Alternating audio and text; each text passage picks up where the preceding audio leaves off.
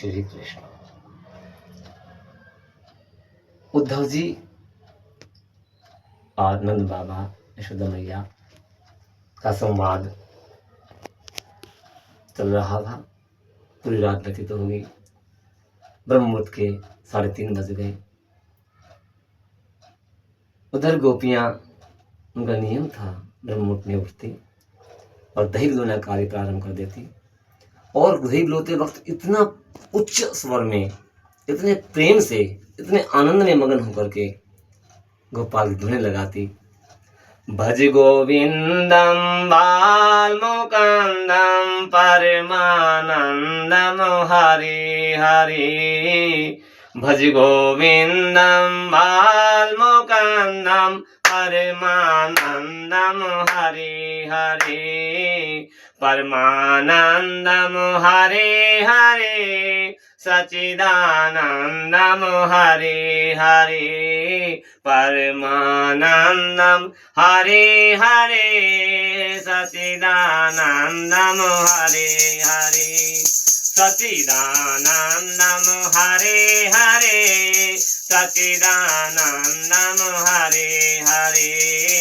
सच्चिदानंदम हरे हरे बालमुकुंदम हरे हरे। भज गोविंदम बालमुकुंदम परमानंदम हरे हरे। भागवत महापुराण में लिखा हुआ है, गोपियां दही बिलोते वक्त इतने उच्च स्वर में और इतने मधुर आवाज के अंदर आनंद में मगन होकर के भगवान श्री कृष्ण का ध्यान करके ये धुनें लगा रही थी। और जैसे मधुर आवाज उद्धव के कान में पड़ी, आनंदित हो गया। अभी तो गोपियों का दर्शन भी नहीं किया उद्धव ने, केवल मात्र आवाज आने से, क्योंकि आवाज में प्रेम था, आवाज में आनंद था, आवाज में मस्ती थी, आवाज में सच्चा प्रेम, निष्काम प्रेम था। और वो प्रेम, वो भाव, वो आनंद जैसे ही कान में पड़ा, उद्धव मस्त हो गया। और उधर गोपियों का नियम था कि हर कार्य भगवान श्री कृष्ण के लिए किया करती थी। गोपियां जैसे ही दही बिलोना कार्य पूरा हुआ, वो तुरंत ही, उनका नियम, नित्य का नियम था, दही बिलोना कार्य पूरा होने के पश्चात वो डेली, हर रोज नित्य प्रति नंद भवन में आती और प्रणाम करती और अपने गोपाल को याद करती। माखन चोर की लीलाएं, बड़ी मधुर लीलाएं हैं। यूट्यूब पर 3 डाल चुका हूं मैं, आपने सुनी होगी। वो मधुर लीलाएं आपस में गान करती और प्रणाम करती। और इस नियम के अनुसार जैसे गोपियां वहां पहुंचती हैं, इधर उद्धव स्नान आदि करके नृत्य होकर के जैसे बाहर आता है, वैजयंती माला और पीताम्बर पहने हुए गोपियों ने देखा रथ खड़ा हुआ है और ये पुरुष, लेकिन पीताम्बर तो हमारे गोपाल का है, वैजयंती माला हमारे कन्हैया की है। और वैजयंती माला और पीताम्बर को देकर के प्रणाम किया। आप कौन हैं? अपना परिचय दीजिए। उद्धव ने अपना परिचय दिया कि मैं तुम्हारे प्रिय कन्हैया का अंतरंग सगा और भाई, तेरा भाई उद्धव हूं, और तुम्हारे कन्हैया ने मुझे मथुरा से आपके लिए संदेश देने के लिए भेजा है। संदेश? संदेश कैसा? अरे वो गोपी तो बड़ा छलिया है। अरे उद्धव, हमें छल करके चला गया और जाते वक्त कहा था कि मैं अवश्य आऊंगा, और आप स्वयं नहीं आए और आपको संदेश देके भेज दिया। अरे उद्धव सुनो, गोपियों ने संदेश नहीं सुना, गोपी का भाव ऐसा उमड़ रहा था अंदर से।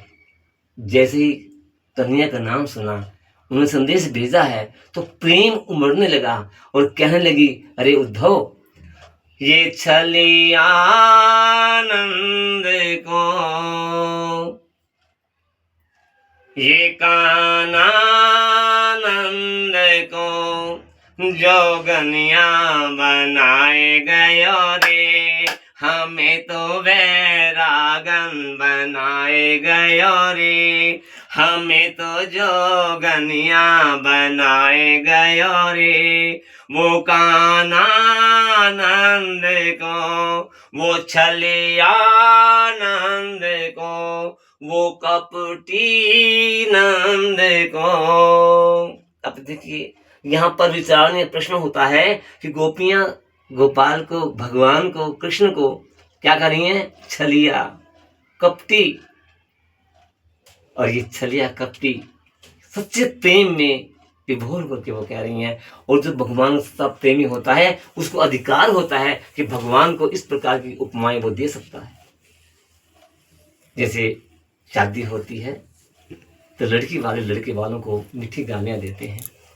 वो गालियां नहीं होती, वो प्रेम होता है, और लड़के वाले भी कभी बुरा नहीं मानते। ऐसे ही भगवान अपने भक्तों का भी बुरा नहीं मानते।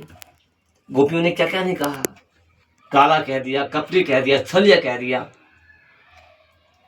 बेवफा कह दिया, लेकिन भगवान वहां गोपियों की वाणी सुन रहे हैं और उद्धव सुनकर के दंग रह गया। अरे उद्धव,